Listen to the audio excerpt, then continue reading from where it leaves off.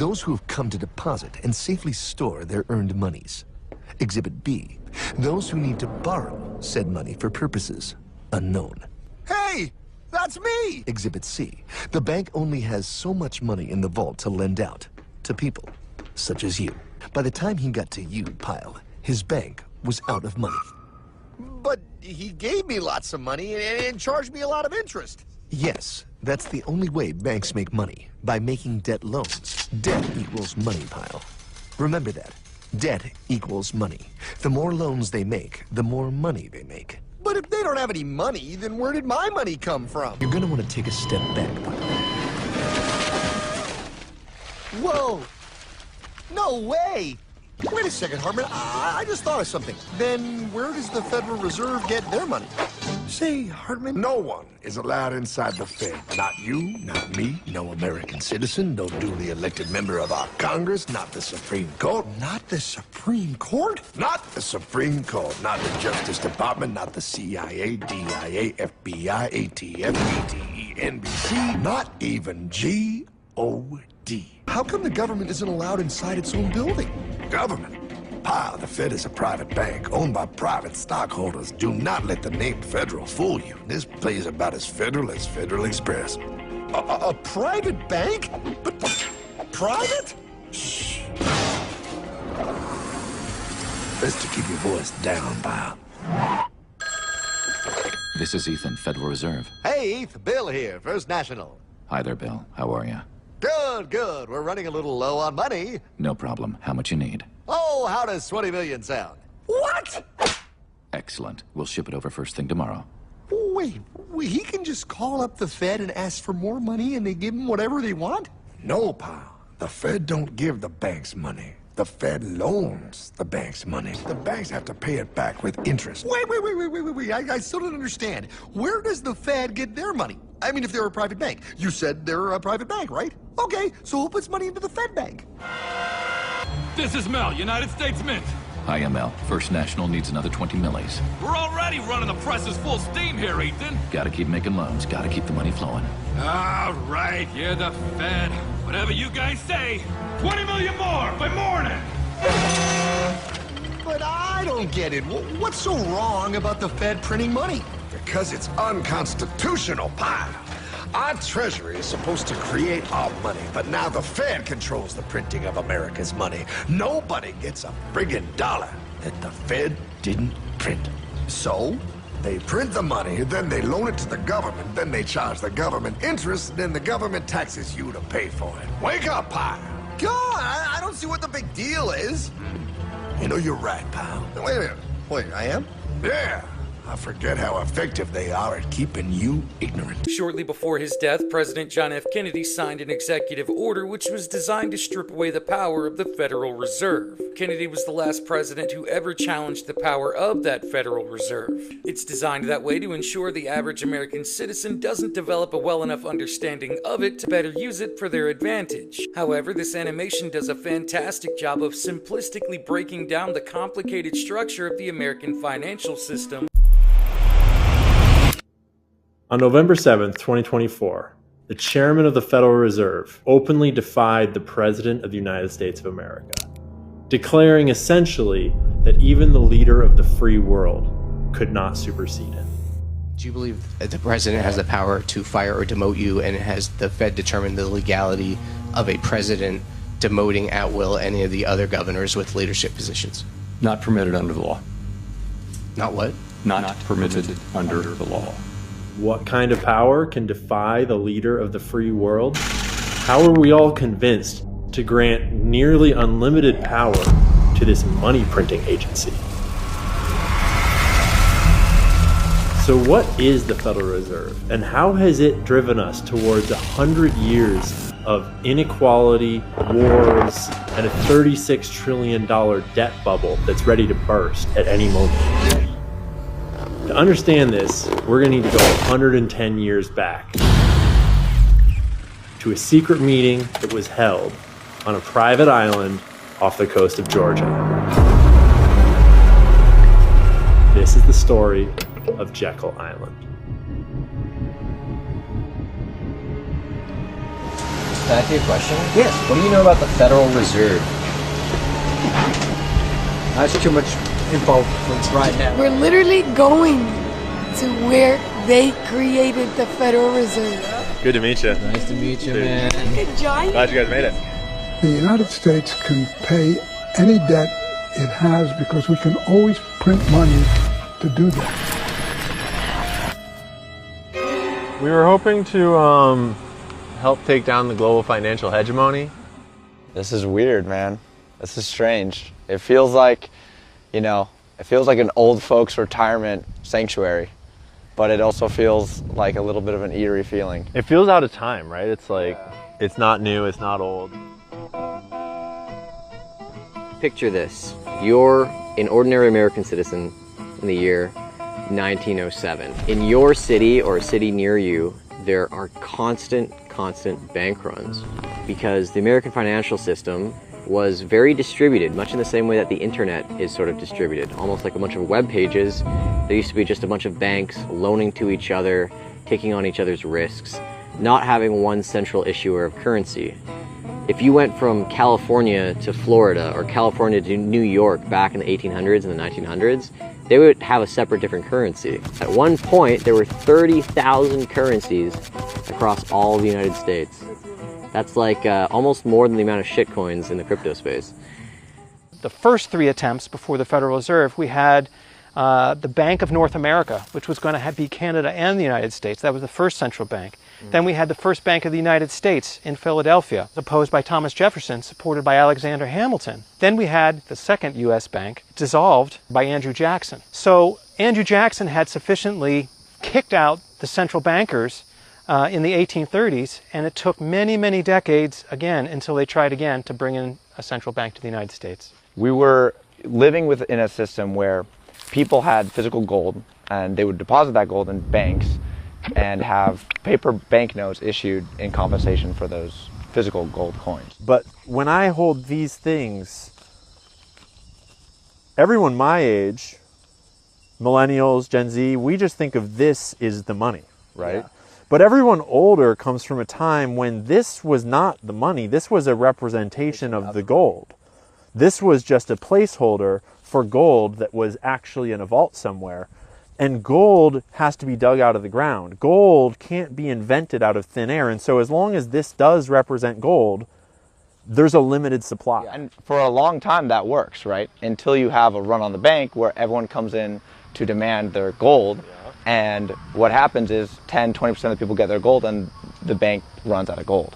Yeah. And that's when you have a bank run and the bank collapses. 1907, this earthquake hit San Francisco, destroys all of these buildings. Those assets end up almost nearly worthless. And so you have these banks all across one of the biggest cities in America that are just going belly up, and it causes contagion to other banks. It just takes one key player, one key event to trigger this domino wave. And basically it just set in motion all this banking panic. People were afraid, people were angry, so they looked at the banks as if it was their fault. But at the same time, the gut reaction wasn't, let's give it all over to the government, because America had fought for like hundreds of years to not have one central party controlling all the banks.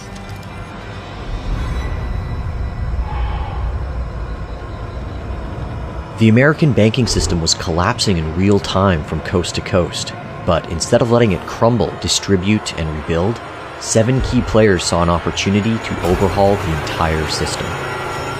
Charles Norton, President of the First National Bank of New York. Frank Vanderlip, President of National City Bank. Henry P. Davison, Senior Partner and Confidant of J.P. Morgan. A. Piat Andrew, Harvard Economics Professor and Assistant Secretary of the United States Treasury Department. Benjamin Strong Jr., Vice President of the Bankers Trust Company. Paul Warburg, a German-born financier and descendant of the Warburg banking dynasty. And finally, Senator Nelson Aldrich, a U.S. Senator from Rhode Island and Chairman of the National Monetary Commission. So Aldrich is a general in the Civil War, right? But then after the Civil War, he gets into politics eventually. The Panic of 1907 happens. He gets appointed to a special panel. He creates the National Monetary Commission, whose sole purpose is to study the 1907 banking crisis and then to create, potentially a solution. The U.S. banking system is not sufficiently centralized. There's too much risk and too many panics that, frequently cause these banks to collapse. He winds up creating this Aldrich Plan, which essentially evolved directly into creating the Federal Reserve. They organized this meeting here at Jekyll Island, first in New Jersey in November of 1910. And they came here and held one of the most secret meetings of all time. The only person who knew who was involved in the meeting was J.P. Morgan, because he is the one who provided them the Federal Reserve room.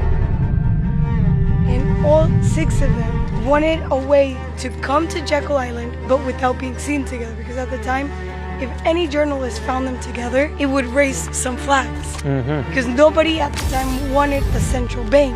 And any reporter who asked, they just said, we're going down to southern Georgia for duck hunting. No big deal. Either duck hunting, getting away for the winter.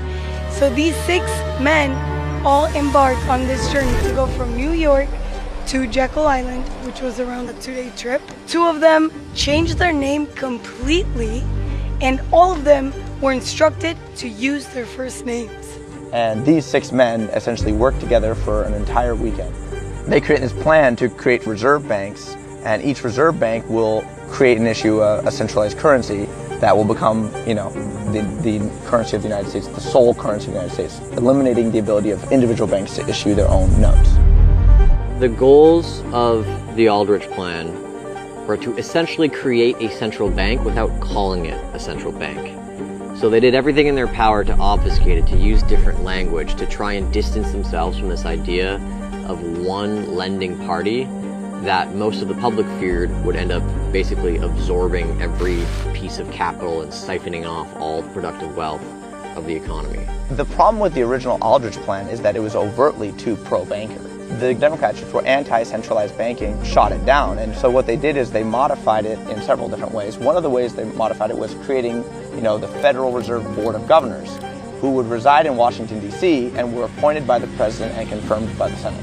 Now, the interesting thing that they built into, the new Federal Reserve System was that Board of Governors actually wouldn't have direct control over monetary policy. The one that would have that control was the New York Fed, the most influential of all the 12 Federal Reserve banks. So they got President Wilson to sign the bill, and after, their main priority was like, we're gonna have him sign it, and then we will alter the rules once it is signed. Saying the word bank was like, it was a 4-letter word. So that's why the Federal Reserve is not called a bank. They wanted to make it seem like it came from the government, so they called it federal. They wanted to make it seem like they actually had some assets, so they called it a reserve. It's neither federal and it's not a reserve. But what I don't understand is how were they able to get away for it for so long? Because today we see those banks and people trust those banks with their lives, which is funny to see that sort of shift from going to fearing central banking to loving them and being like a ride or die to the banks. I think that's a testament to how successful this original meeting on Jekyll Island was in 1910. To go from an era where people distrusted banks to 114 years later, they completely trust banks and they don't have any understanding as to why they should distrust banks. We have an independent central bank that has served us well. We need to do our work in a way that's outside the political process to the maximum extent possible. The Federal Reserve is an independent agency, and that means basically that there is no other agency of government which can overrule actions that we take. So, with all you know about the founding of the Federal Reserve, how do you feel about them today? I plead the fifth. The education has been complete and total, and I think if you could bring back to life the 6 members of the Jekyll Island meeting, I think they would be wildly impressed with how successful their project was 114 years later.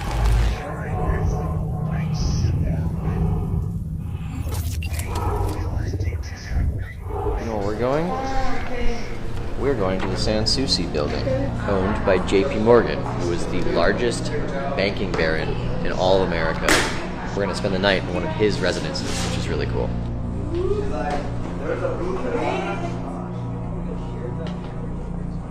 So you could have private conversations about how you're going to enslave the world. Oh my God. Scheme about how to force all the other banks to buy into your bank and Hop out of the window and escape after banging your friend's wife.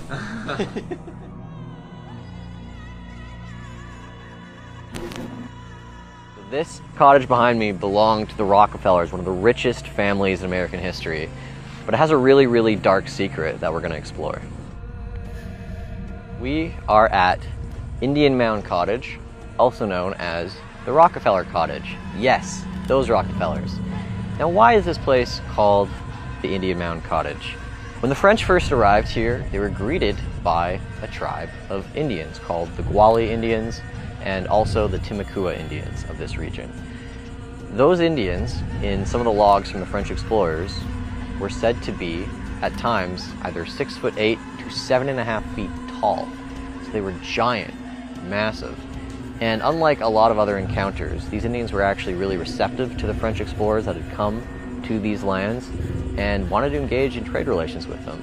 The Indians start to show them some of their culture, their rituals, and things that they do. One of the nights, what happens is there's a big circle of dancing men and women, and they're cheering, and they're doing a dance. One of the shamans, dressed in this garb, comes up to one of the Frenchmen and shows him this stone pillar, this altar, or perhaps a mount. A woman comes out with the body of a child, no older than 2-3 years old. And without getting into more gruesome detail, the child's life is taken, and the child is placed upon the altar, and the ritual, the dances continue. The Frenchmen get very creeped out, and they decide, yeah, let's continue onwards down the river here, down in Georgia, and maybe find somewhere else to post up. We know that there are accounts of native tribes all around the Americas partaking, the Aztecs, the Mayans, and perhaps the Gwali Indians partaking in child sacrifice. And yet, with this historical record, known by quite a few people that have moved here, the Rockefellers decided to build their cottage on what is perceived to be one of the exact sites of one of these rituals.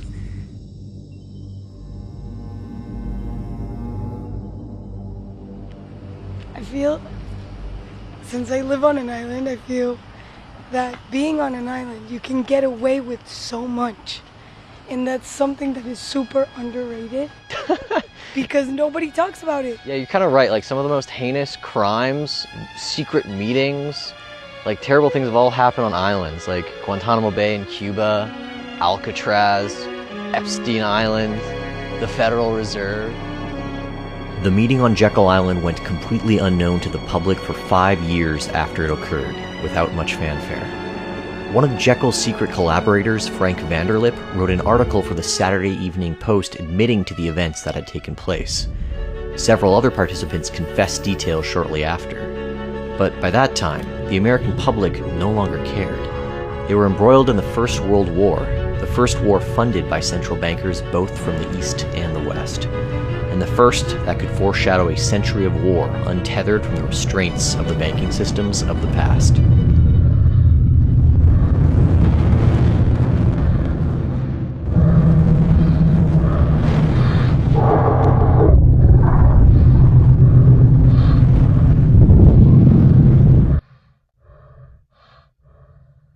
After World War II, this is the first time that we've had the Fed in charge in the United States after a major war has just swept Europe, and the US is clearly on top in the global order. They've got all this industry and all this power, and they have this meeting called Bretton Woods where they're going to heal the global financial system, reset the global monetary system because everyone is decimated. And this is where they make the dollar, the US dollar, the global reserve currency, and they set up a system by which every other country is going to be beholden to the US dollar and to the Federal Reserve System. On one hand, they'll manipulate another country with monetary policy and try to force countries to do their bidding through monetary coercion, and if they don't comply, then they have the jackals, the CIA, to come around as the muscle and to overthrow the government or to assassinate someone or to start a coup or whatever it is. And so now you've gone from the Federal Reserve taking over the United States and the United States money, and then after World War II, the whole global monetary system needs to be rebuilt, and they rebuild it in the Fed's image using the American dollar while founding the covert military force, essentially, that is going to enforce that dollar supremacy all around the world. After World War II, we see the expansion of this dollar system. You know, for a few years there's peace and quiet as the CIA is built up, and you know, the IMF starts to make these loans to poor countries and basically extort them out of their assets, and get them to use their votes and their power in the UN to support U.S. Foreign policy. And as compensation for the loans that they make, they get their land or their natural resources as collateral that can be sold off to U.S. corporations. So essentially what it does is you're right, globalizes the U.S. corporate interests and allows them to gain more wealth and more power and status than ever before. In the Dune universe, they talk about spice, this magical element that enlightens and awakens people, and it's kind of this thing that all the nations are fighting over, and our version of that is credit. It allows us to exceed the boundaries of our actual country's productivity by borrowing from the future. We're literally taking something out of time to enable us to do, superhuman things in the present. And it's just like a drug. It has all the qualities of the perfect type of addictive concoction. Oh, absolutely. Politicians, they could never ask their citizens to fund wars or other projects. Yeah. And so this is the easy way for governments to get the money without asking their citizenry. They actually take it from their citizenry in the form of inflation. Do you know about the Federal Reserve and what happened on this island? I'm actually giving them a tour telling them that right now. Oh, that's amazing. What do you think so far? Great. Oh, it's fantastic. Yeah. Awesome. It feels at ease, like nothing can go wrong here. There's peace, so it's relatively small. It's peaceful, it's deserted. It kind of lulls you to sleep. This kind of hum of the bugs, like they're playing a concert that's streaming directly in your ears. This island really is a pretty place, a beauty to hold. But underneath all of the greenery, the animals here, the well-maintained lawns, the cheery people we see riding on bikes, there's some really, really dark history.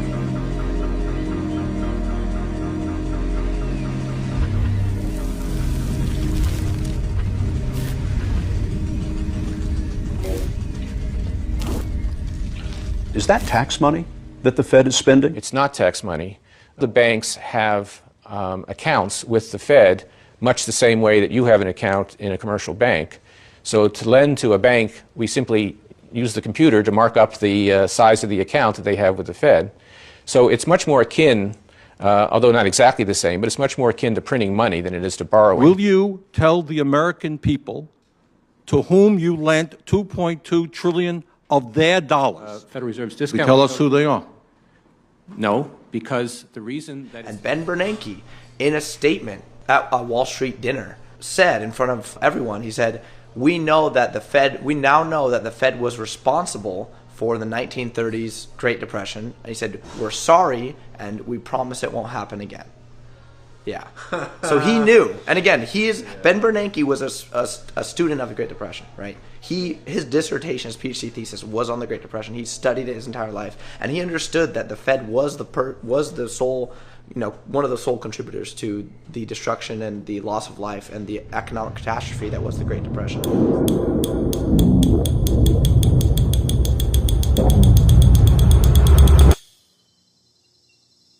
And then, 58 years after the founding of the Federal Reserve, something changed. I have directed Secretary Connally to suspend temporarily the convertibility of the dollar into gold or other reserve assets. Your dollar will be worth just as much tomorrow as it is today. Spoiler alert, it wasn't temporary. Every single thing that the Fed has done and created through monetary policy has destroyed the common person at every single level and has enriched those that are insulated and those who have asymmetric information about how that system works. The Fed is responsible for creating and abetting, most of the financial crises. The Fed, with this zero interest rate policy and QE, has created the worst wealth gap. We're at levels of wealth inequality that we haven't seen since the French Revolution. That a huge portion of the value we're producing for the world is being siphoned out of our collective coffers. We're all living on sort of taxed time without even realizing it. They're not stealing money. They're stealing our time. They're stealing our, health and happiness. They're stealing your ability to support your whole family on a single paycheck. In a place steeped in history and shadowed by secrets, how do you even begin to push back against the weight of it all?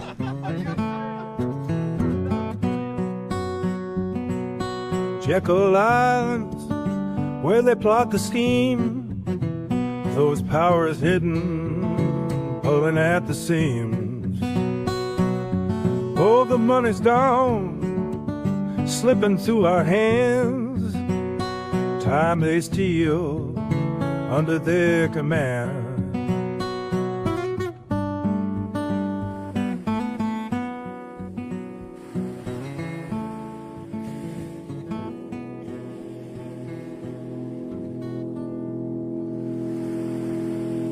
The actions of the Fed affect everything, down to the mental health and the stability of families. This can be seen in graphs and rates of suicide and depression among young men who have been unable to find work, right?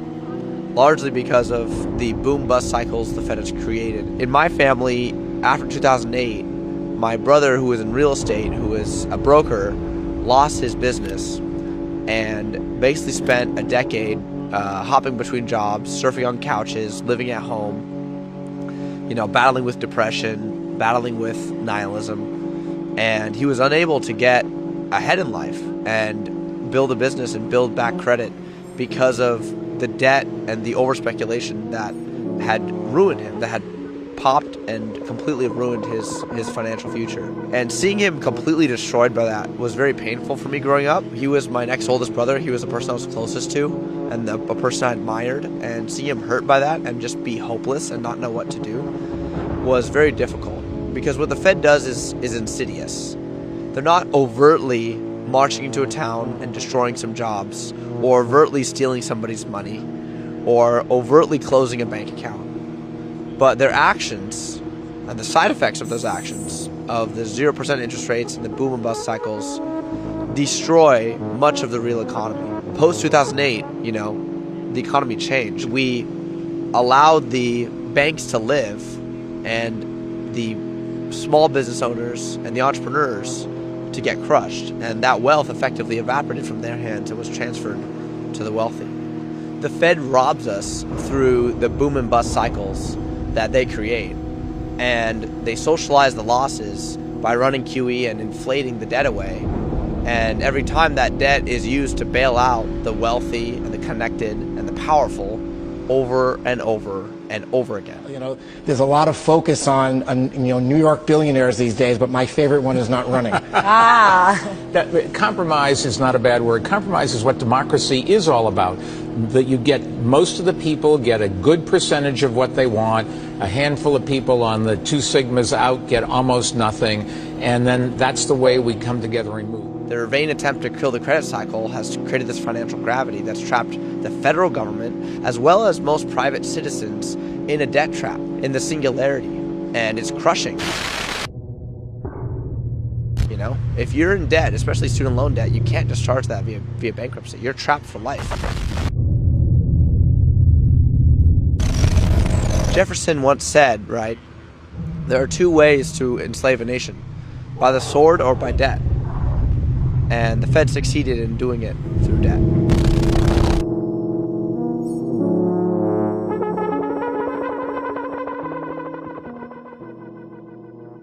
I played a lot of Monopoly as a kid, and I was always fascinated by why the bank can never go bankrupt, because they can just print more money.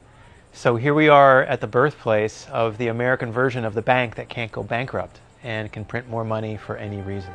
Because the moment that you tokenize, dollarize the exchange of my life's value for your life's value, that opens it up to greed, to manipulation and to bad actors. They keep you so tired and so busy that you don't even want to question anything.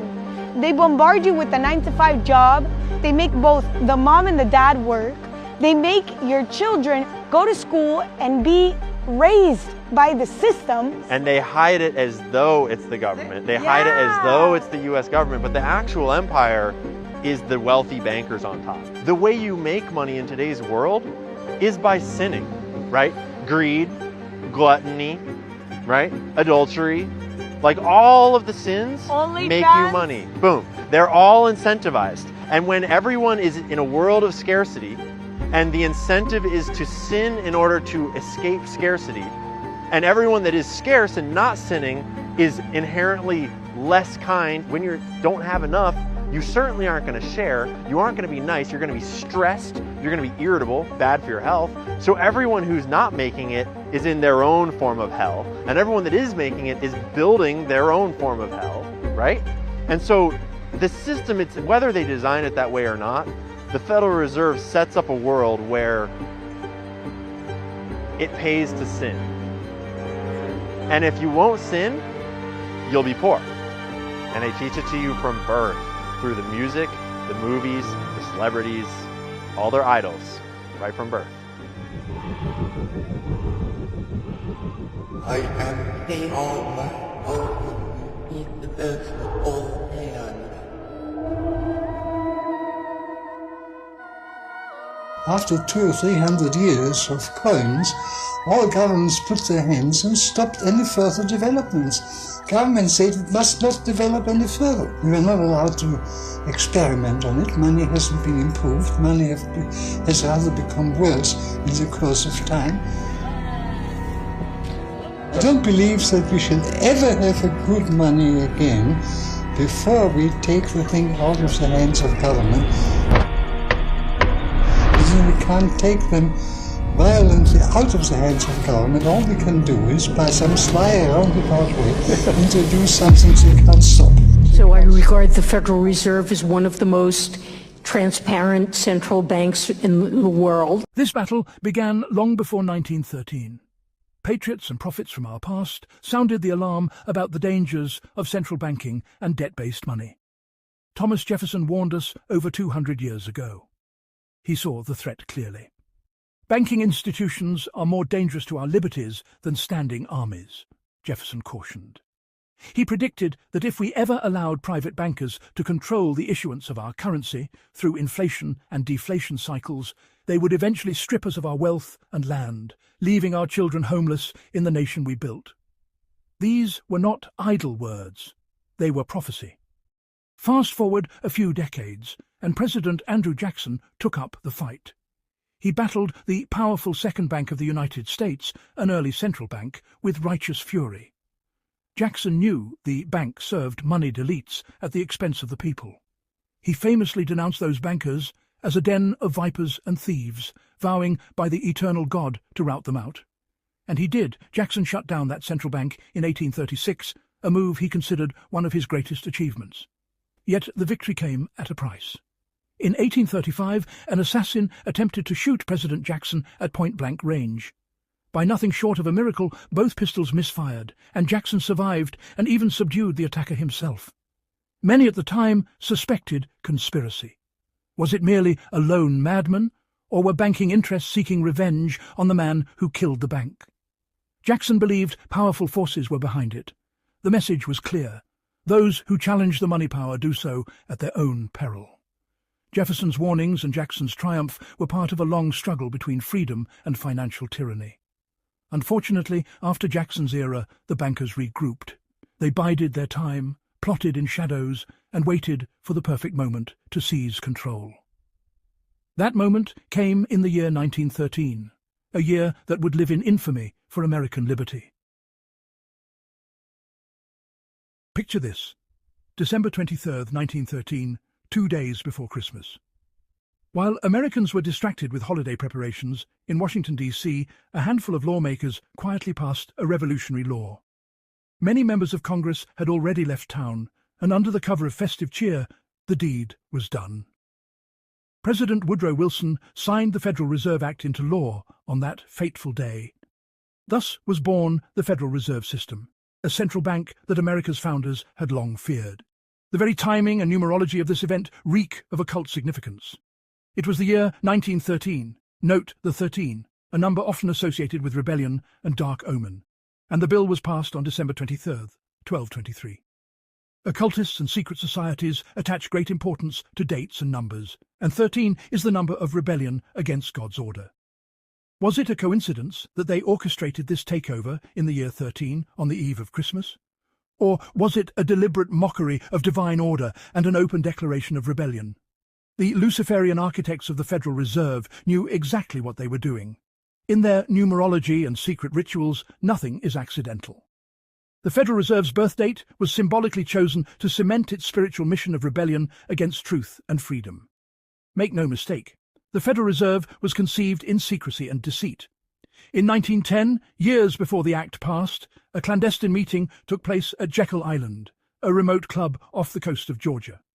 A small group of bankers and power brokers met under the guise of a duck-hunting trip. They used fake names and total secrecy, even sneaking onto the train in the dead of night to hide their plans.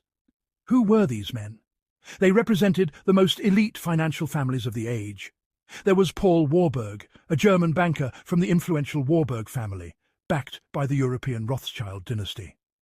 There was Senator Nelson Aldrich, who was tied by marriage to the Rockefeller family, the Rockefellers being the oil barons and financiers dominating America. There were representatives of J.P. Morgan, the banking titan of Wall Street.